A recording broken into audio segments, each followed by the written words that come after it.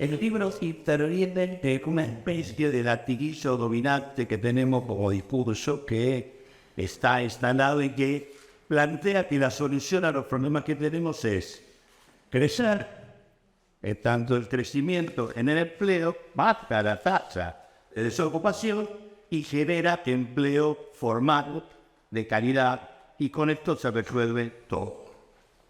Esa lógica es la lógica que ya en varias oportunidades fue desmentida por la realidad de la Argentina y que indica que en el marco de las transformaciones vividas hay dos problemas para ese planteo que, por otro lado, más allá del fondo de lo que sabemos que están en otra discusión y pretenden otra cosa, el problema es cuando ese tipo de planteos forman parte de una estrategia de un gobierno popular. Ahí es donde aparece el problema.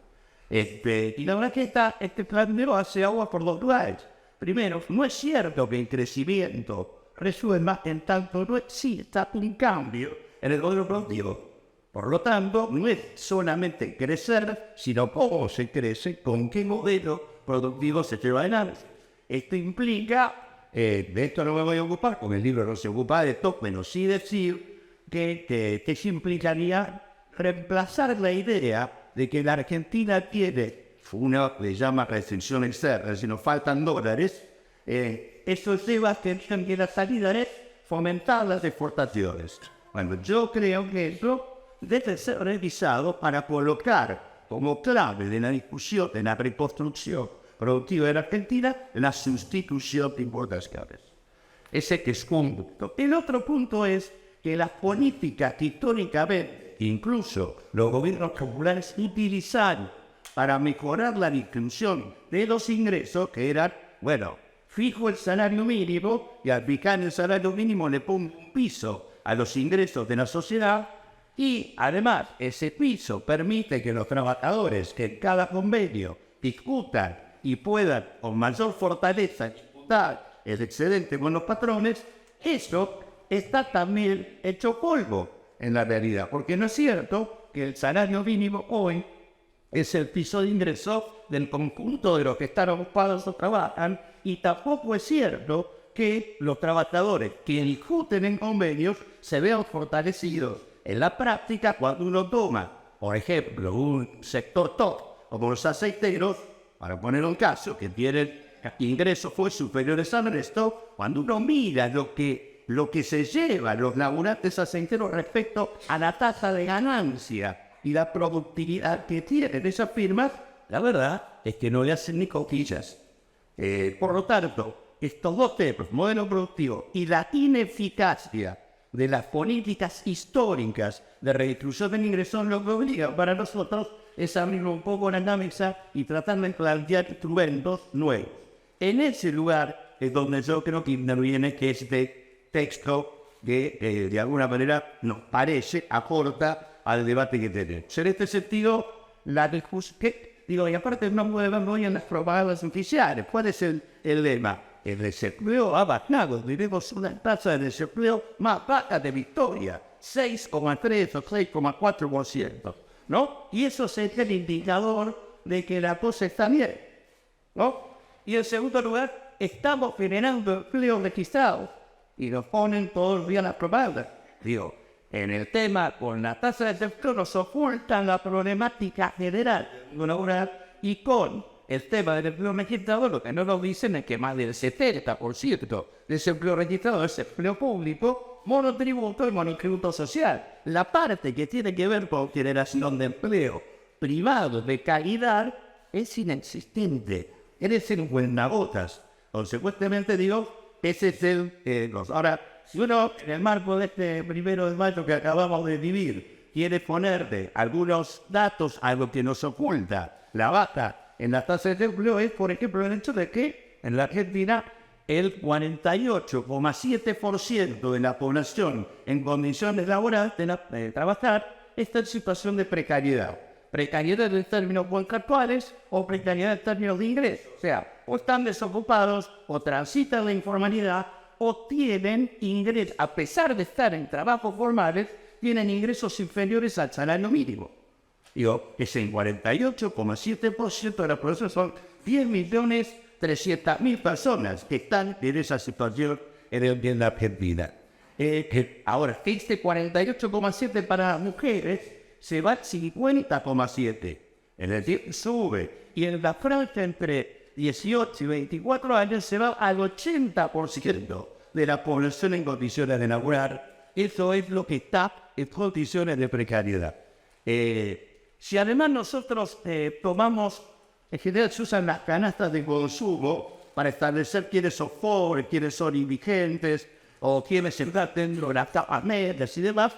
Pero qué sé yo, la canasta de inteligencia hoy está, digamos, mejor dicho, a marzo, ya hoy está más cara, pero a marzo, está en 87.719 pesos. La canasta de pobreza está en 191.200 pesos.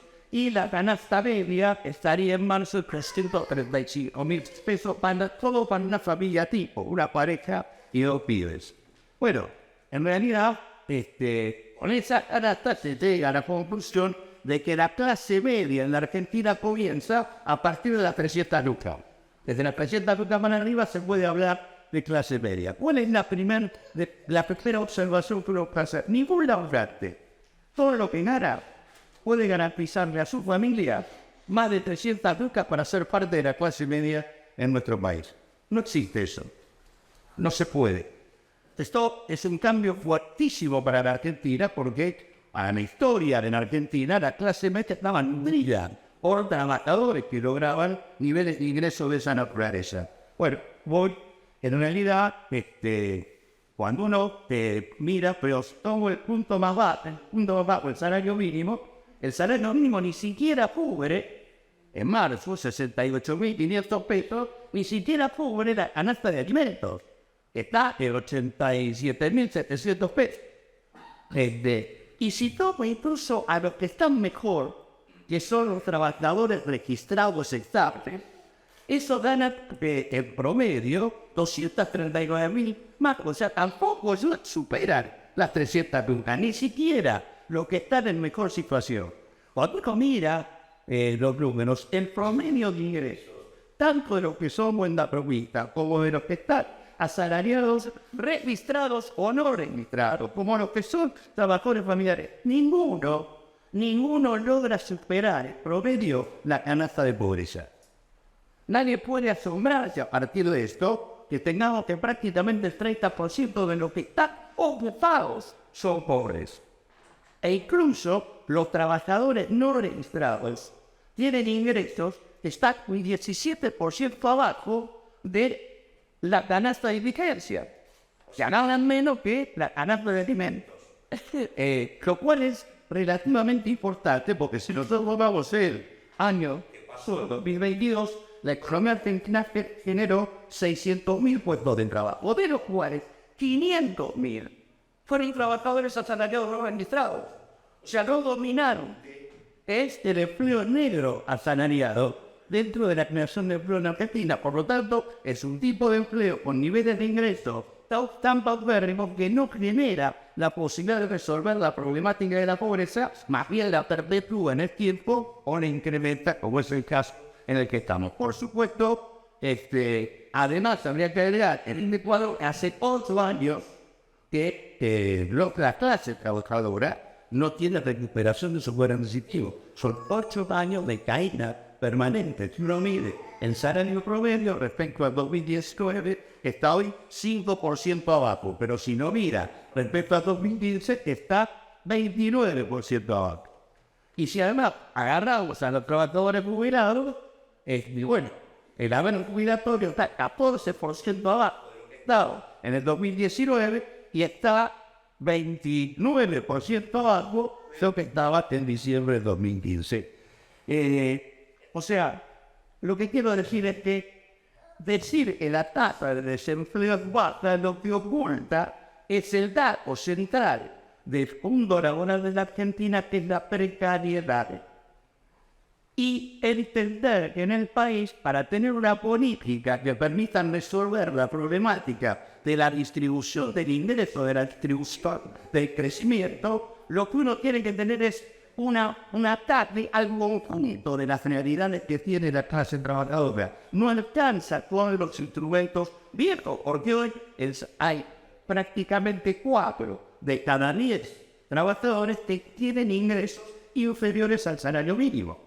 Consecuentemente, no hay piso en la Argentina con esta realidad. Y consecuentemente hay que acompañar lo que son viejas instituciones, salario mínimo, convenio colectivo, paritarias, etcétera, con estrategias nuevas. En ese marco, por lo menos a nosotros, algo de esto comentaba Cachorro, en realidad, digamos, nos sirvió discutir el tema del ingreso básico universal y la discusión del empleo garantizado para pensar estrategias concretas. Por eso, nosotros no, si bien estamos de acuerdo con que hay que tender a que en una sociedad en realidad se tome una parte de su riqueza para garantizar un piso de ciudadanía y por lo tanto debería haber un ingreso básico universal para el conjunto, para llegar a hacer eso uno tiene que replantear todo el sistema institucional y tributario para garantizar que eso sea de equidad, porque yo no me doy ingreso básico universal a todos, incluidos a los ricos, pero no replanteo el esquema tributario institucional generando inequidades en lugar de resolver el problema. Por lo tanto, nuestro planteo fue usar en parte este tema como paso inicial y plantear una resta básica entre la asignación universal más un ingreso básico universal para todos aquellos que están entre 18 y 65 años, equivalente a la línea del hambre que mide el INDEC mensualmente. Consecuentemente, esto permitiría una renta básica que permitiría que ningún hogar quedaría por debajo de la línea de indigencia, atacando a estos 4 millones de hambrientos que tiene hoy de la Argentina. Y nos permitió, a la discusión del empleo garantizado, entrarle a otro debate, porque hay una realidad que construyó el movimiento popular, que es el tema de la economía popular. Por lo tanto, no se puede uno desentender de eso que está puesto allí, que es trabajadores que han construido su propio trabajo. Consecuentemente allí nos parecía apenas factible pensar un instrumento que reemplazara el progresar y el potencial, lo llamamos salario social de empleo y formación, equivalente ya no a medio salario mínimo, sino al salario mínimo, e inscrito en un área de economía pública y social donde el Estado, junto a las organizaciones populares, a las cooperativas, a las pequeñas y medianas empresas y demás, ordinaria que sea motor del desarrollo de las inversiones sociales necesarias que el país tiene. Meternos en una estrategia que es desarrollo de infraestructura social, sanitaria, educativa, plan de viviendas, estrategia de soberanía alimentaria, plan de generación de pueblos y ciudades en los espacios vacíos de la Argentina para desarmar conurbanos invivibles que se han ido armando alrededor de las principales ciudades del país. Digo, hay todo un horizonte de potencial y de trabajo a impulsar y además ese plan que reemplaza a progresar y potenciar no sería para 1.300.000, sino sería de acceso universal. Podrían incorporar a los 4 millones que prácticamente se incorporan hoy a el tema de la economía, pretenden incorporar, si no lo logran, al tema de la economía popular. Y en realidad no somos esta propuesta, se le hicimos llegar al gobierno nacional, demostrando que además esto implicaba simplemente agregar un punto del producto a la inversión social que hoy estaban llevando adelante y que permitía poner un piso civilizatorio que era nadie por debajo de la línea del hambre y generar 4 millones de puestos de trabajo dirigidos a resolver problemáticas de necesidades sociales concretas de la Argentina. Esa estrategia obviamente debe incluir también estrategias hacia el otro, el conjunto de los trabajadores. Hay un primer tema.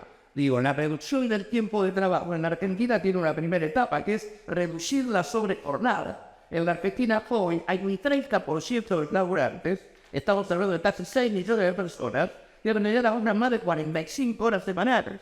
Si nosotros en realidad hiciéramos cumplir las 8 horas de laburo en estos sectores, resolveríamos prácticamente el 70% de la desocupación, porque estarían teniendo que contratar más gente. Acá, en realidad, la sobrejornada y la sobreexplotación del trabajo lo que genera es desempleo, pero consecuentemente la primera reducción de la jornada para nosotros es suprimir la sobrejornada. Y ciertamente la reducción del tiempo de trabajo y subir el tiempo de formación es un mecanismo para vincular un debate con las empresas que tienen procesos de innovación tecnológica significativos. En realidad, nosotros creemos que no se puede encarar ninguna política seria de redistribución del ingreso si no se tiene un abordaje integral de la situación que tiene la clase trabajadora, y además este tipo de políticas, en tanto llevan para arriba los niveles de ingreso del conjunto, lo que hacen es devolverle al mercado interno algo que ha perdido al mercado interno de carácter popular, transformarse en una base de acumulación para el desarrollo productivo, cosa que es absolutamente imprescindible y necesaria. Termino ya, para que Tomás siga, deje de hacer gestos. Está diciendo simplemente que en ese sentido nosotros creemos que este texto sirve para romper discusiones falsas. La verdad que para nosotros discutir en la Argentina que hay que garantizar un ingreso o que hay que garantizar trabajo cuando tenemos la urgencia del hambre y nos sobra gente que tiene ganas y necesidad de laburar y sobran las necesidades sociales que hay que resolver, francamente nos parece una discusión absolutamente bizantina, propia de otras realidades, que en realidad tanto el ingreso básico universal como el empleo garantizado no nacieron en América Latina, nacieron en Europa. Consecuentemente, la tarea nuestra es cómo inscribimos estas estrategias en la coyuntura específica que nosotros estamos transitando. Por lo tanto, me parece que el libro lo que hace es recupera fuentes teóricos y muestra la gran cantidad de propuestas producidas por las propias organizaciones populares. Esto es lo central y lo más grave de todo lo que nos pasa, porque estas propuestas estuvieron circulando al interior del actual gobierno, incluso promovidas por funcionarios del actual gobierno, y fueron desechadas. Y esto explica en gran medida buena parte de la deuda pendiente que tiene el gobierno nacional. Así que en este sentido, para todos los que nos dicen que tenemos que tener propuestas, si quieren discutir propuestas, en este libro las hay. Gracias.